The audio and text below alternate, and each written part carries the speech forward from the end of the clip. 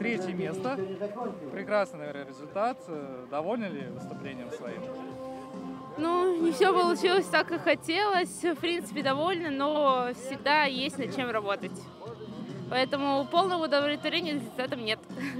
На финише чего-то не хватило или наоборот выложились и вот благодаря этому смогли вот на 1/10 опередить соперницу из Татарстана? Ну, наверное, чего-то все-таки не хватило. И даже не на финише, а на последнем подъеме. Ну, план на гонку был у вас... Какой, в общем, у вас был план на гонку? Удалось ли его полностью воплотить в жизнь? Вообще, план был такой, чтобы изначально идти в группе, после начинать натягивать, чтобы все-таки растянуть группу и уже потом отрабатывать по ходу, то есть относительно других девчонок смотреть.